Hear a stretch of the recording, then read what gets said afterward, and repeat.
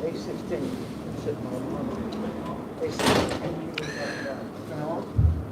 Yes, I told you.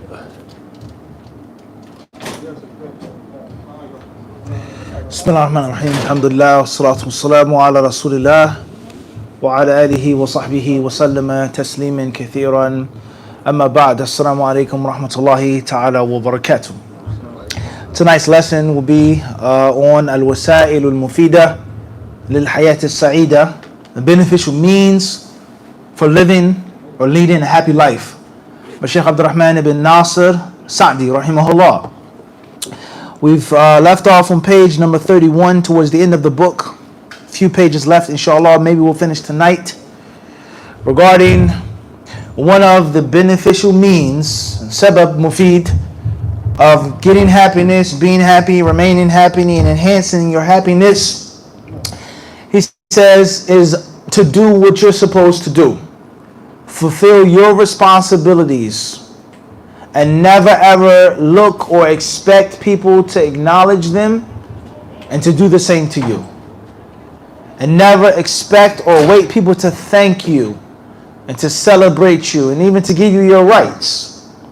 And if you do, if you're always waiting for someone to say thank you, shukran, jazakallah khairan, you did a great job, you didn't have to. And when they don't, as human beings are oftentimes very ungrateful. Human beings oftentimes are extremely forgetful. Human beings oftentimes, they become so happy they just forget to say thank you. Like your son, he's so happy he just forgot to say thanks. You're going to be heartbroken. You're going to be depressed. Always looking for a person to acknowledge and say thanks and say shukran, let alone give you what you gave them, to treat you how you treated them, to keep it real with you like you were real with them. This is a means behind heartbreak. Many people, they become depressed because they were let down. They were let down. I was the best husband. I was there. I did everything a husband could possibly do. And look what she turned around and she left me. She woke up one morning, she says, I don't love you no more. Khalas. It's nothing against you, nothing personal. We separate ways. You're heartbroken. You're messed up because you were expecting her to treat you like you treated her, or vice versa. I was the best husband. I was there for him. I respected him. I obeyed him.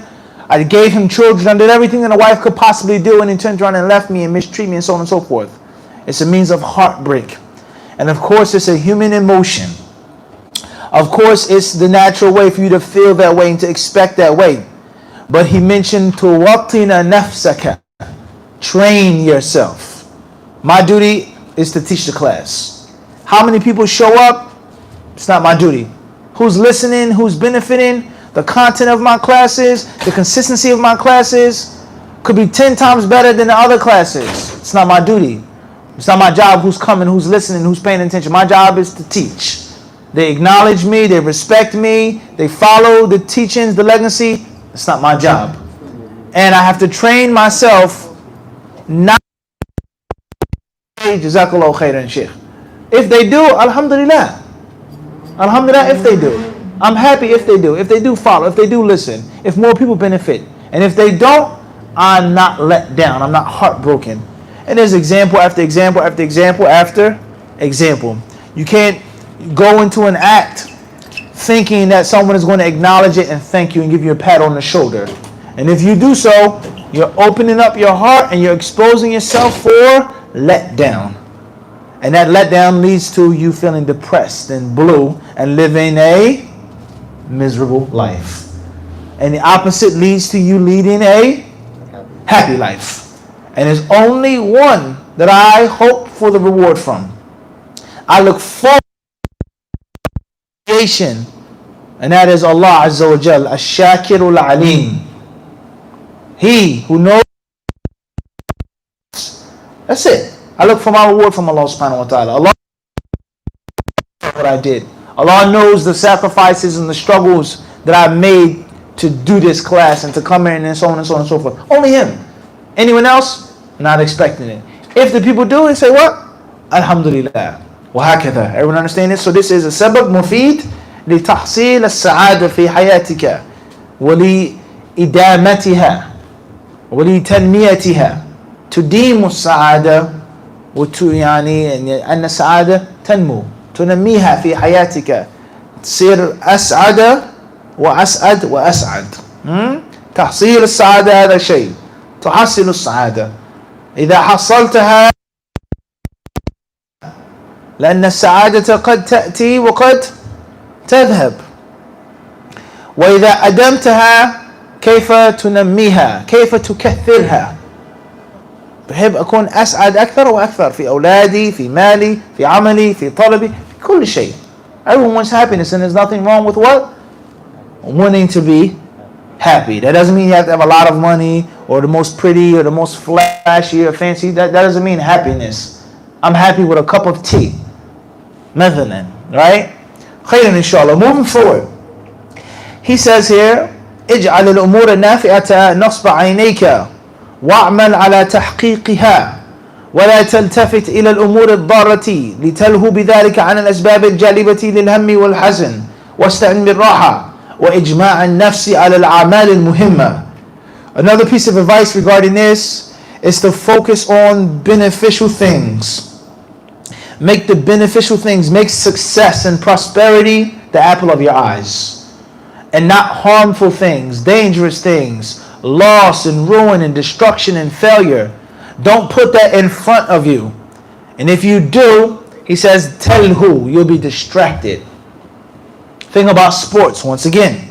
You're focused on not losing, not losing, not losing, not losing. But it doesn't mean that you're focusing on what? Winning. Defense, defense, defense, defense, defense. We can't give up. We can't make a turnover. But that doesn't mean that you're taking a shot, what? Down the field. You have to throw a 40-yard pass now. You have to take a shot at winning.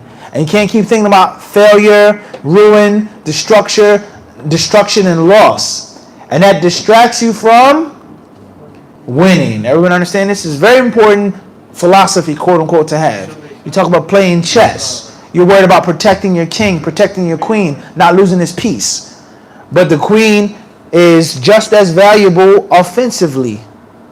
Just as valuable. The most powerful piece on the board. It can move in any direction. She can move however she wants to move. You can't just be worried about not losing it without striking with it. And when you're overly worried about defense and the long term, winning. Everyone understand this? He says here, and he says, لِتَلْهُ بِذَلِكَ عَنَ الْأَسْبَابِ الْجَلِبَةِ. It will lead to sadness. You're always thinking about negative, always thinking about losing, always thinking about getting hurt, always thinking about divorce. You're so scared and terrified and worried about divorce, you can't actually enjoy your marriage. That insecurity, you're going to divorce me, you're going to let me go, you don't love me, you're not attracted to me, you're. And then that blinds you from actually what? Enjoying your marriage. Khayr inshallah. He says, وَاسْتَعِنْ بِالرَّاحَةِ. And you have to learn how to relax. You have to learn how to take breaks, how to give yourself a time to breathe. وَإِجْمَاعِ النَّفْسِ عَلَى الْأَعْمَالِ الْمُهِمَّةِ. And concentrate, put all of your focus, all of your energy upon important things. You got to pinpoint things. Think about this in Talab al-Ilm. How many books are there out there? Millions. Sheikhs, scholars, classes, universities. Medina, Yemen, Azhar, there's 1,000 universities. You haven't entered one of them. You haven't graduated from one of them. You haven't mastered one of those books from the 500 books in the library. You have to focus and you have to prioritize. ومن الأمور النافعة حسم الأعمال في الحال والتفرغ في المستقبل. إذا لم تحسم اجتمع عليك بقية الأعمال السابقة وانضافت إليه الأعمال اللاحقة فتشتد وطئها كل شيء بوقته. أتيت الأمور المستقبلة بقوة تفكير وقوة عمل. He says, from the beneficial means of leading a happy life is getting things done, sealing things off, hasm al-a'mal, getting it done, knocking it out, one after another. And then thinking about relaxing or chilling, you're taking your foot off the gas a little later on after you've done that already. Like driving. Right now I need to drive. I can't cruise. I need to do 75, 80. I need to go fast for some time. Cover some ground. And then when I'm ahead of the time, the traffic, I'm out of the traffic now and I can relax a little bit. Right now I have to get going. He says, And if deeds are not done like this, then they will pile up. And once they pile up, you feel the what? The weight of the deed. You feel the burden of the deed. And then it becomes what? Difficult to do. If you don't knock it out one thing at a time and get it done decisively. When you do things like this, he says, you'll have the ability to do whatever you need to do in the future with strong thoughts. Quwwati tafkir. Because you're not feeling the burden of 50 things to do. It's only one thing to do in which I can give all of my concentration to. وَقُوَّةِ عَمَلٍ. An actual physical what? Strength.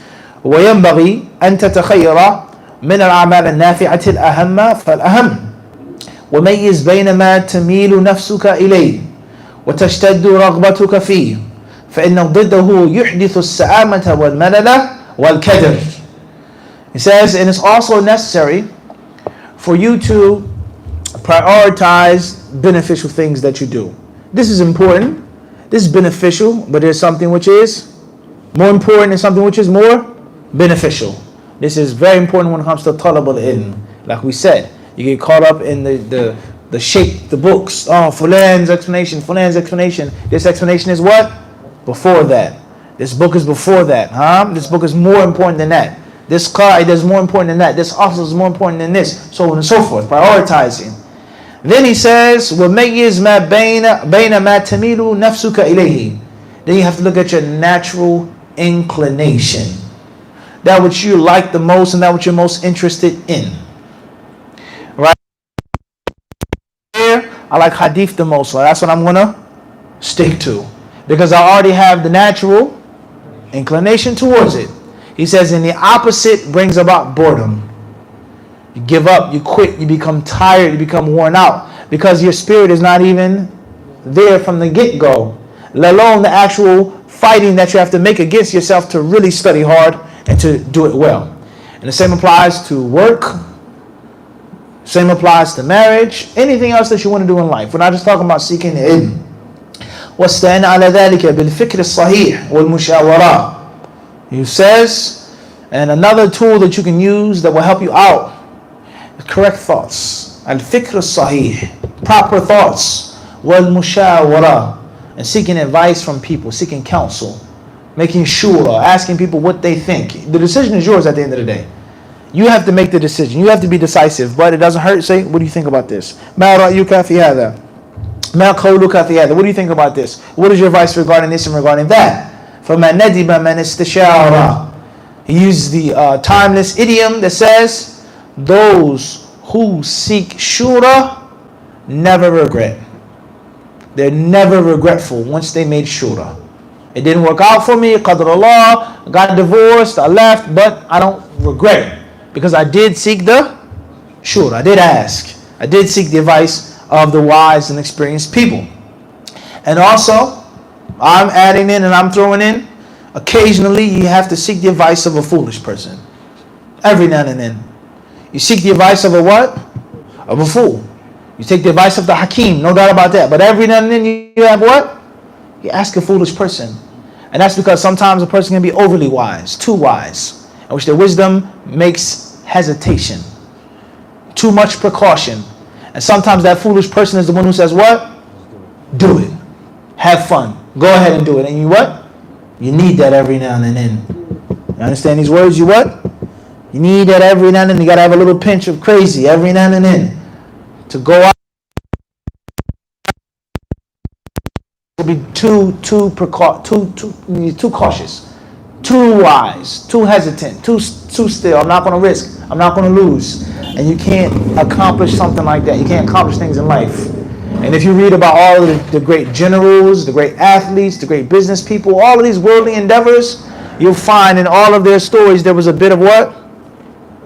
No doubt about that. And the people who told them don't do it. Henry Ford and this general and this conqueror said, "Don't. It's too risky. It's too risky." We understand this. Some of the greatest conquests came from a bit of foolishness. 1453, the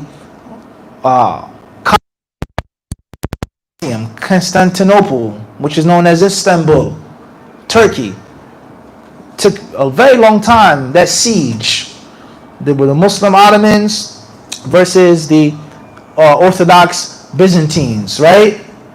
And obviously those walls, there were so many different armies that came and went. They tried to attack those walls, as was mentioned in the hadith of the Prophet. Constantinople will be conquered. It will be conquered. It was a prophecy. And there were many Muslims for hundreds of years that tried to attack those walls and laid siege to that city, and they all failed. They all failed. And in 1453, the Muslims at the time, they laid siege to the city. They bombarded the city day and night. There was law involved. And it was a time in which the Muslims and the army at that time, they were on their last reserves. And the Grand Vizier, he said to Muhammad al-Fatih, he says, this is madness. Don't do it. You can't send in no more troops. This is the rest of our army. If they lose and they die, we won't have anything to go back with. Quit, make terms. And of course, Muhammad al-Fatih, he said what? He said, no. We've been here too long. We've lost too many people. We've sacrificed too much. I've dreamed about us too much. Send in what? Everyone. So technically, that decision could be considered to be a bit foolish. It's best to walk away, force them to pay tribute, right? Suck up the losses, as they say, right? Minimize the loss. Go home, khalas, it's over. Why would you send in the last remaining troops that you have? These are the reserves. Listen to this. The what? These are the reserves. Once they go, there's what? Nothing left. It was foolish. And of course, his advice, he was right. This is foolish to do this. He was right. But that wisdom and that precaution at that point in time was what? Wasn't what Muhammad al-Fatih wanted to hear. And he says that the time is now or never. I didn't come this far. I didn't put together make all these plans to go back with a peace agreement. I want them to pay tribute. I want that city. I want those walls to fall. That's what we want. We don't want tribute. We don't want gold. We don't want territory. We have enough of that. But we need this. So every now and then, you have to take the advice and the shura of someone who's a bit reckless. And every now and then, you yourself have to make a decision that's a bit what? Every what? Not all the time. Not the default. But every now and then, you have to take a risk in life. You have to put your trust in Allah and make that risk. You have to jump forward. He says here, وَدْرُسْ مَا تُرِيدُ فِعْلُهُ دَرْسًا دَقِيقًا فَإِذَا تَحَقَّقْتَ الْمَصْلَحَةَ وَعَزَمْتَ فَتَوَكَّلْ عَلَى اللَّهِ إِنَّ اللَّهَ يُحِبُّ الْمُتَوَكِّلِينَ. So whenever you want to do something, whether it's religious, whether it's worldly, whatever you want to do, he says, study it well. Darsan daqiqan. Look at all of the pros, all of the cons, analyze it, think about it well. فَإِذَا تَحَقَّقَتِ الْمَصْلَحَةِ. When the pros are more than the cons, class. Now it's time for azm, decisiveness, and put your trust in Allah. Listen to this formula of life. It's a formula of life. Should I get married to this sister or not get married to this sister? Should I get married to this brother or not get married to this brother? Should I go to this country to study or not? Should I go study this in school or not? Write down the pros and the what? Cons. Whatever of the two lists is larger and bigger, go with that. The moment you've studied, you've thought about it, you've analyzed, you've looked, khalas. Now it's time not for meditation. Now it's not time for precaution, but it's now time for what? Al-azm, khabar al-tawakkul. Is decisiveness, determination now. I'm doing it. Bismillah. And why comes the tawakkul? And I ask Allah to protect me from my shortcomings. I ask Allah to keep me safe from that which I couldn't see, that which I couldn't think about, that which I couldn't write down. The rest is upon what? Allah. Everyone understand this? This is the formula of successful life. And so many people, they suffer from waswas, they suffer from depression, they suffer from this, they suffer from that, because they don't have these 3 points. They don't study the issue well. Or 4 points. They write down the pros and the cons, but they don't take the greater of the 2 lists. There are 5 cons of me marrying this brother. 5 problems, no doubt. But there are 6 pros. So mathematically, I have to take what? I got to take the 6 over 5, mathematically. The moment that I have 6 over 5, it's no longer time to what? Think. There's maslahah. There's a benefit. The benefit outweighs the bad. I gotta go do it. Bismillah. Now you make your resolve. Full attack, right? He made it what? There's a maslahah in taking the city, right? And the maslahah is greater than the mafsada. Now it's time for azm, determination, and then comes the tawakkul. Allah protect me. Allah keep me safe. May Allah make me successful. Think how simple these words are, but how profound they are in every single aspect of life, from talab ilm, seeking knowledge, getting married, opening up a business, making hijrah, whatever. Well, once you have the maslahah, have the determined, resolute spirit, put your trust in Allah subhanahu wa ta'ala, فَإِنَّ اللَّهَ يُحِبُّ الْمُتَوَكِّلِينَ, because Allah loves those who put their trust in Him. That's the bottom line. Don't you realize that you taking this risk in itself is what? Ibadah. That's ibadah that you're rewarded for, and Allah loves you taking that risk by putting your trust in Him, but not recklessly. This is actual study. I feel confident that my army can take this city. I feel confident. It's going to come with a loss. It's going to come with a struggle. But at the end of it, I feel what? It's possible. وهكذا. تمت هذه الرسالة والحمد لله رب العالمين وصلى الله على نبينا محمد وآله وصحبه وسلم. And alhamdulillah, this is the end of the book. وَلِلَّهِ الْحَمْدِ. We started the book and we finished the book. And we ask Allah to allow us to benefit from what we have heard and from what we have read. Ameen. After that is Manzumatun fi Sayyidi ilallahi wa dar al-akhirah, the Sheikh Abdul Rahman ibn Sa'di rahimahullah. There is appendix of the book, which is a small brief poem with regards to traveling to Allah. سعيد الذين تجنبوا سبل الردى وتيمموا المنازل الرضوان إلى آخره. It's a little poem here that the Sheikh put together about the journey towards the hereafter, that we're not going to explain, we're not going to read, we're not going to mention it. Make sure that you guys review this book, please, and pass on the message. فَلِيُبَلِّغُ الشَّاهِدُ مِنْكُمُ الْغَائِبُ. And alhamdulillah, it was my honor and it was my pleasure to have taught you and explained this book here in Masjid Taqwa. May Allah accept it from you all. Alhamdulillahi Rabbil Alameen. هل من سؤال؟ فضل أحمد. So a brother told me, like on the concept of Mufeeda, that the mystery ulama, they said. One second, Malish. Start a new stream.